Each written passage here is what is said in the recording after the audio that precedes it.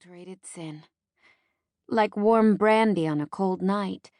And so suggestively sexual, Katie thought she had imagined it, that her fantasy life was hitting a new level.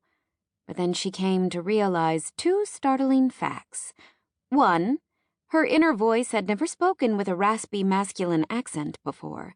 And two, the strong, bracing arms she had visualized around her waist were actually there. Shocked, she snapped to attention and found herself staring into the most beautiful pair of eyes.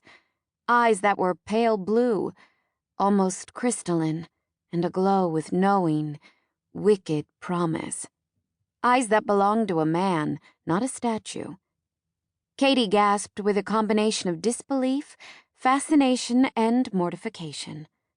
Where was the gray stone? Where was the freaking gray stone? Breath snagged in her throat, and she squeezed her eyes tightly closed.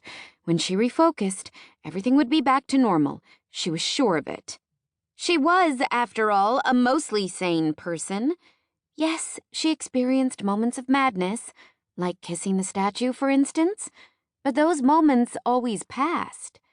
Please, Lord, let this moment pass. Very slowly, she cracked open her eyelids. The warrior's image remained the same. Human. Damn, damn, damn, she thought desperately. How could a flesh-and-blood man with bronzed, completely kissable skin be holding her in his embrace, the heat of his body seeping through her clothes, his heartbeat pounding against her chest?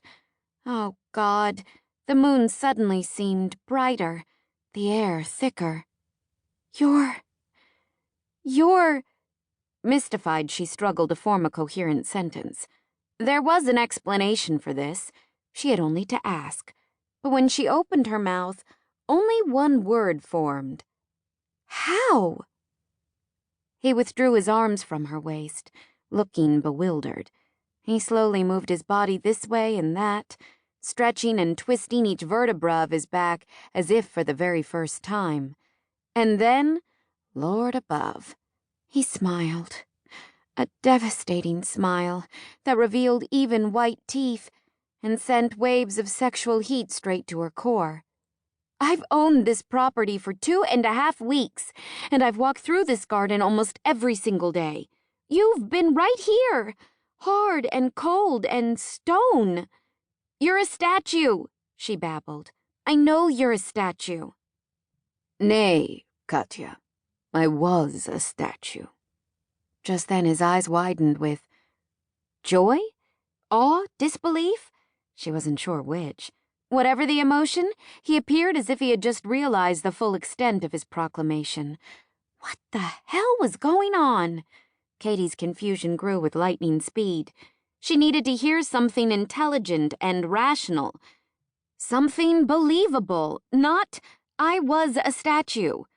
Still grinning in that luscious way, he closed his eyelids and muttered a long string of unfamiliar words, his tone urgent. When he refocused, he paused to catalog his surroundings. 1 heartbeat passed. 2. Fierce disappointment pulled at his lips, eradicating his smile. He uttered the words again. Again surveyed his surroundings. Explain how this is possible, she said, a pleading quality in her voice. How you were stone and now you're a man. A trick of the light, maybe? Or a hallucination? That makes sense, right? Nay. He shook his head, causing dark locks of hair to sway at his temples. It makes no sense whatsoever. He reached out then and touched her cheekbone, as if he needed to reassure himself that she was real. Perhaps it was that gentle caress, or maybe even her own wits, finally sparking to life. But Katie suddenly realized that she had no idea what this very real, very muscled man planned to do to her. Battling a surge of fear, she slapped at his hand, pushed at his chest, and spun around, ready to dart to her truck and speed away. But she had forgotten that she was perched on a ledge several feet above the grassy foundation. She teetered precariously on the edge, trying to regain her balance without actually reaching behind.